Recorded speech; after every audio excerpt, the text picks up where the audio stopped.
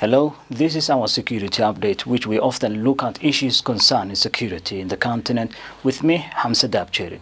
This episode, we shall look at Somaliland Police Chief confirms arrest of 2 terrorist suspects. President Hassan Sheikh dispatches new troops to front lines in ongoing fight against Al-Shabab. ATMIS in final preparations for June drawdown of 2,000 soldiers.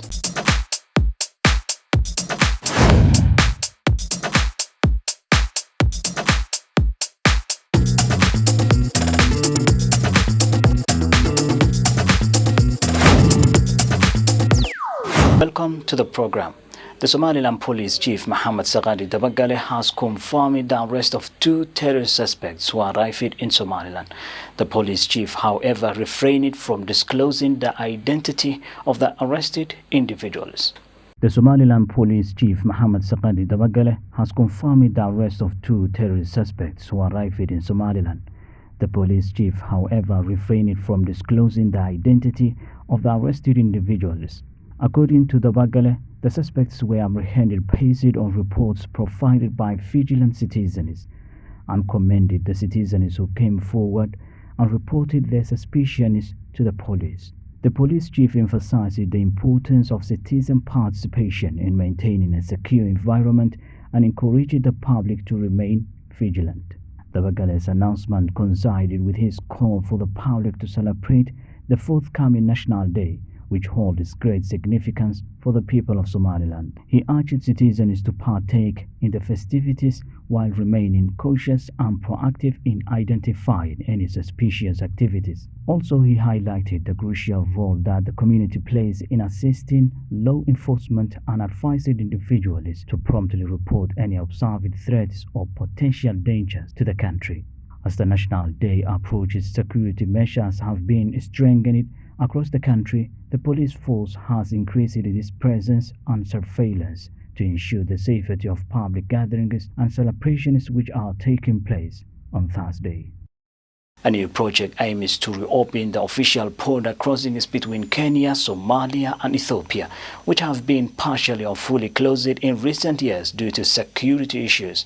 Authorities said the project will improve socio-economic development between the 3 countries. A new project aims to reopen the official border crossings between Kenya, Somalia and Ethiopia, which have been partially or fully closed in recent years due to the security issues. Authorities said the project will improve socio-economic development between the 3 countries. The Minister for Internal Security of the Federal Government of Somalia, Mohammed Sheikh Ali Dodishe, participated in the launch of the Cross-Border Land Management Project, which took place in Kenya. He described it as an important initiative that will contribute to maintaining peace and stability in border regions shared by the 3 countries, underlining that the project aims to improve the livelihoods of people living in border regions, reduce conflict, and create economic opportunities. This border project seeks to enhance peace and stability, strengthen cooperation and economic development in the border areas between Kenya, Ethiopia, and Somalia. I feel honored that this defining and momentous event seeks to build on our partnership and cooperation as championed by the theme that is Wanag or Good Neighbor Lines. The government said they will tackle the root cause of terrorism through intelligence and putting greater manpower on the border to catch Al-Shabab members. The African Union Transition Mission in Somalia affirmed the preparations for the drawdown of 2,000 soldiers by 30 June 2023 are at an advanced stage, and soon the Somalia Armed Forces will take over the responsibility of the areas vacated by ATMIS. The African Union Transition Mission in Somalia affirmed the preparations for the drawdown of 2,000 soldiers by 30 June 2023 are at an advanced stage, and soon the Somalia Armed Forces will take over the responsibility of areas vacated by ATMIS. The drawdown is in compliance with the United Nations Security Council resolutions 2628 and 2670, which mandates ATMIS to draw down 2,000 soldiers by the end of June and hand over security in agreed areas to Somalian security forces. The The special representative of the chairperson of the African Union Commission and head of ATMIS, Ambassador Muhammad Al-Amin, says a joint technical committee with members drawn from appropriate stakeholders, including the federal government of Somalia, the United Nations Support Office in Somalia, and ATMIS have identified and agreed on forward operating bases to be handed over from ATMIS to Somalia security forces. The head of ATMIS, who was on official visit to ATMIS Sector 5 headquarters in Johar, said while ATMIS reduces the number of soldiers on the ground, the Somalian security forces will increase its numbers to take over the areas that ATMIS will hand over. Military commanders of the African Union Transition Mission in Somalia and the Somali National Army, together with local administration officials in Parawe, held a meeting to discuss security in the southern coastal town. But we will be back after the short break. Making documentaries is one of the most creative, craft and challenging endeavors you can be involved in. It is an effective strategy to inform, persuade, educate, defend the perspective and shed light on various issues, policies and activities. At CBA TV, documentary production is our forte. We capture every TikTok detail of events in highest resolution to tell the story you care about, from politics to human hunger, research-based content, educative and informative. We also help you project your story in a dynamic perspective that attracts the world views of the target audience, as there is no better or more powerful way to place the organization's values and achievements than to make an excellent documentary film.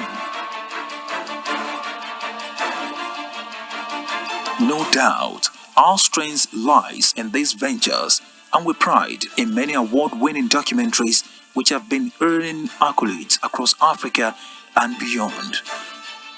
Let's tell your story. Welcome back again.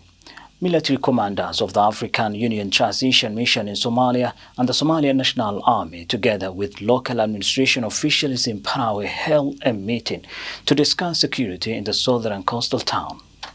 Military commanders of the African Union Transition Mission in Somalia and the Somali National Army, together with local administration officials in Parawe, held a meeting to discuss security in the southern coastal town. Local authorities appealed to ATMIS and the Somali National Army to bolster security at the Parawe airport and for their tireless effort to maintain security in the district, and pledged their commitment to supporting the ongoing peace-building efforts so Parawe can improve on socio-economic development. ATMIS reassured the local community of its commitment to providing security, expressed gratitude for the continued collaboration between ATMIS, Somalia security forces, and district authorities and the local community. The parties agreed on the importance of maintaining to foster security in the region, making the airport as the prime target.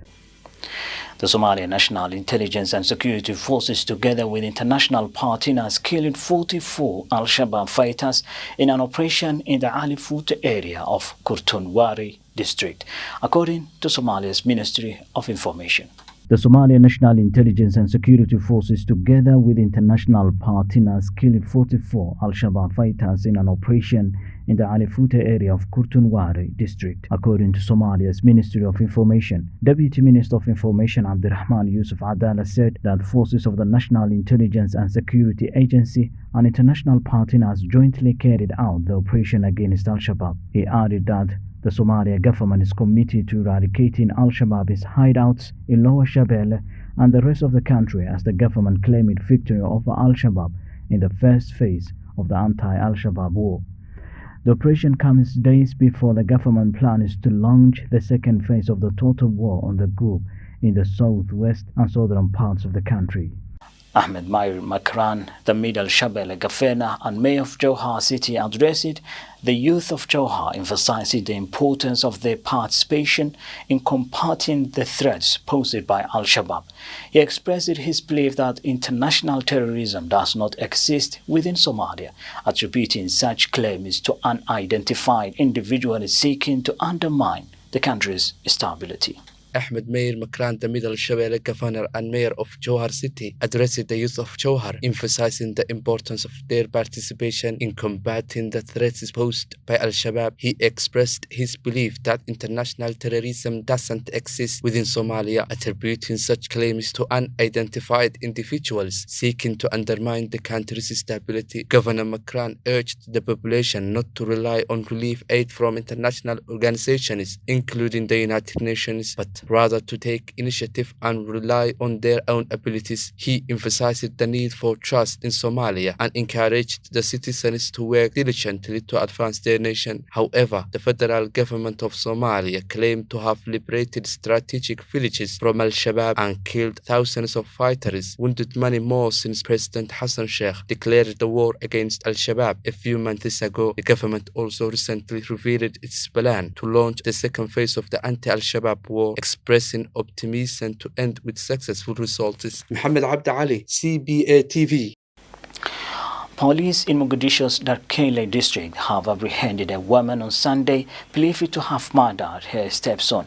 The Banadi Regional Police confirmed the report to the public. Police in Mogadishu's Darkele district have apprehended a woman on Sunday believed to have murdered her stepson. The Banadi Regional Police confirmed the report to the public. Police claimed that the woman viciously beat the boy and that the severity of his injuries caused his death. Security forces also affirmed that during the incident, the police managed to rescue the deceased boy's sister, who had also sustained serious injuries. The suspect is currently in police custody and will soon be brought before a court for trial, said a statement issued by the General Command of the Banadi Police Department. Initial reports say the father of the deceased boy is living abroad, leaving his children under the care of his wife, the accused woman. Muhammad Abd Ali, CBA TV. And with that, a story of the police in Mogadishu's Darkele district apprehended a woman on Sunday believed to have murdered her stepson.